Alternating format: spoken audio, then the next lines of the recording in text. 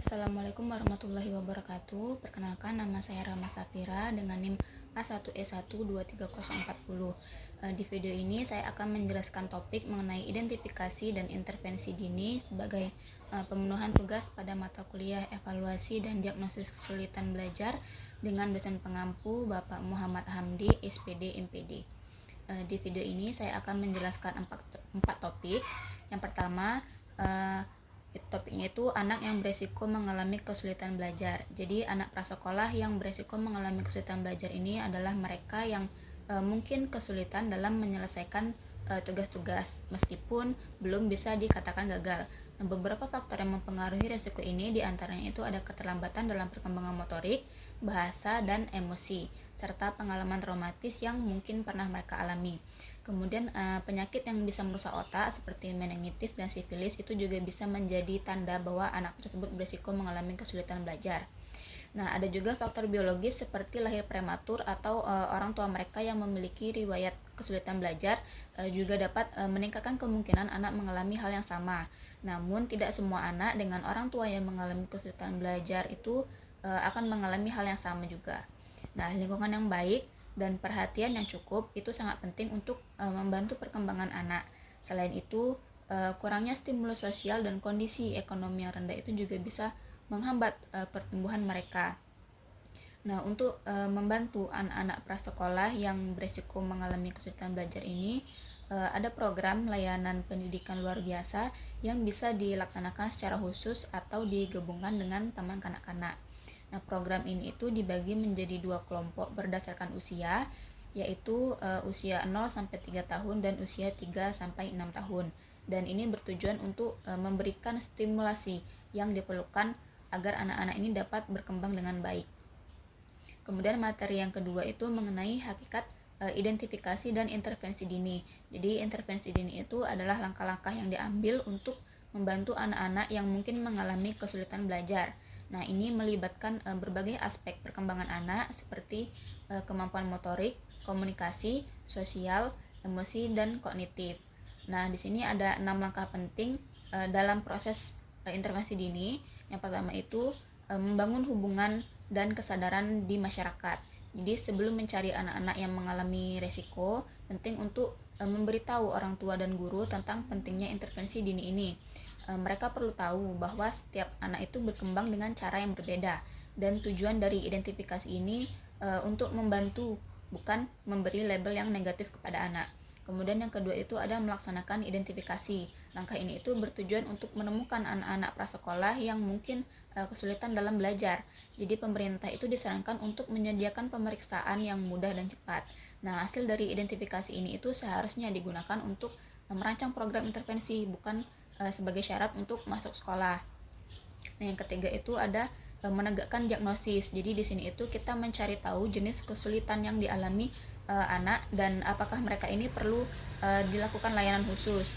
Ini juga membantu untuk menentukan seberapa serius masalahnya dan merancang intervensi yang tepat.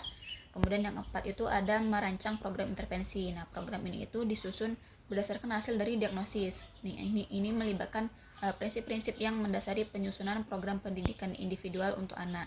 Kemudian yang kelima itu ada melaksanakan intervensi. Jadi intervensi ini bisa dilakukan oleh guru yang terlatih atau orang tua yang mendapatkan bimbingan dari ahli. Nah, ini itu bertujuan untuk membantu anak-anak yang kesulitan belajar itu agar bisa berkembang dengan baik. Jadi intervensi ini bisa dilakukan di berbagai tempat seperti di taman kanak-kanak, pusat kesehatan anak ataupun di rumah. Yang keenam itu ada mengevaluasi program. Jadi setelah melakukan intervensi, penting untuk mengevaluasi keberhasilan program dan perkembangan anak. Nah, evaluasi ini digunakan untuk membandingkan keterampilan anak sebelum dan sesudah mengikuti program. Nah, proses evaluasi ini juga harus dilakukan secara berkelanjutan untuk memastikan intervensi tetap efektif dan sesuai dengan kebutuhan anak. Nah, dengan langkah-langkah ini itu diharapkan anak-anak yang mengalami resiko kesulitan belajar itu bisa mendapatkan dukungan yang mereka butuhkan untuk mencapai potensi terbaik mereka. Kemudian materi yang ketiga itu mengenai sistem pelayanan identifikasi dan intervensi dini. Jadi intervensi dini itu merupakan layanan yang diberikan kepada anak yang beresiko mengalami kesulitan belajar dengan tujuan mendukung perkembangan mereka secara optimal. pentingnya intervensi dini itu terletak pada kemampuannya untuk mendeteksi dan mengurangi dampak negatif dari masalah yang mungkin dihadapi oleh anak. Nah, untuk meningkatkan akses dan kualitas layanan ini, peran aktif dari pemerintah, guru, dan juga orang tua itu sangat diperlukan. Nah, di sini itu ada 4 jenis sistem pelayanan untuk anak usia prasekolah. Yang pertama itu ada pelayanan di rumah. Jadi orang tua ini berperan sebagai pendidik di rumah. Meskipun ini memungkinkan anak belajar dalam lingkungan yang alami dan melibatkan orang tua secara penuh, namun terdapat tantangannya, yaitu sulitnya mendapatkan bantuan profesional jika orang tua ini tidak memiliki pengetahuan yang cukup. Kemudian yang kedua itu ada pelayanan terintegrasi dengan taman kanak-kanak. Jadi layanan ini itu cocok untuk anak berusia 3 sampai 6 tahun, di mana anak-anak berkebutuhan khusus itu belajar bersama anak-anak lain di TK, tapi mereka ini dipisahkan untuk mendapatkan intervensi yang lebih intensif dari guru. Nah, ini penting juga untuk melatih sosialisasi anak. Kemudian yang ketiga itu ada pelayanan di pusat identifikasi dan intervensi dini. Jadi pusat ini sangat penting untuk memberikan pendidikan yang berkualitas. Idealnya pusat ini itu dilengkapi dengan tim ahli seperti dokter, psikolog, dan ahli pendidikan untuk membantu anak-anak yang mengalami risiko. Nah, yang keempat itu ada pelayanan gabungan. Jadi layanan ini itu menggabungkan ketiga jenis layanan sebelumnya.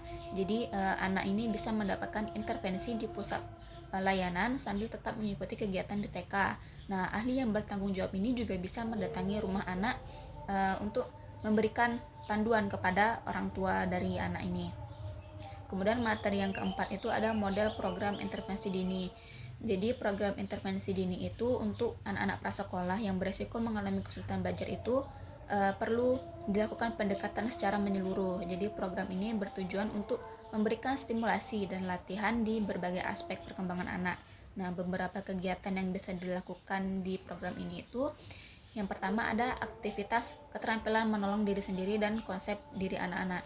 Jadi anak-anak ini diajarkan untuk melakukan aktivitas sehari-hari seperti berpakaian, makan, serta menjaga kebersihan. Ini juga membantu mereka menjadi lebih mandiri dan meningkatkan rasa percaya diri. Kemudian yang kedua itu ada aktivitas motorik kasar, jadi kegiatan yang melibatkan gerakan kasar seperti berjalan, melompat, dan memanjat. Nah, ini penting untuk mengembangkan kekuatan otot dan koordinasi tubuh pada anak. Nah, yang ketiga itu ada aktivitas motorik halus, jadi kegiatan yang melibatkan gerakan kecil seperti bermain puzzle, menggambar, dan memotong. Ini juga membantu anak-anak mengembangkan keterampilan tangan dan koordinasi pada mata tangan. Kemudian yang keempat itu ada aktivitas komunikasi. Jadi anak-anak ini dilatih untuk menggunakan bahasa dalam menyampaikan ide dan emosi. Nah, kegiatan ini mencakup mendengarkan, berbicara, dan berinteraksi dalam percakapan. Nah, yang kelima itu ada aktivitas visual. Jadi kegiatan yang mendukung kemampuan anak dalam mengenali bentuk, huruf, dan angka, serta membedakan gambar. Nah, ini penting untuk perkembangan kemampuan visual pada anak. Nah, yang keenam itu ada aktivitas auditori, di mana anak-anak ini diajarkan untuk mengenali dan membedakan bunyi dalam kata-kata. Nah, kegiatan seperti permainan kata dan ritme ini membantu mereka dalam hal ini. Nah, yang terakhir itu ada aktivitas kognitif dan sosial, di mana ini melibatkan pemecahan masalah secara klasifikasi dan interaksi sosial sehari-hari. Dan ini juga membantu anak-anak itu untuk berpikir kritis dalam pemecahan masalah. Nah, mungkin hanya itu yang dapat saya sampaikan. Terima kasih. Wassalamualaikum warahmatullahi wabarakatuh.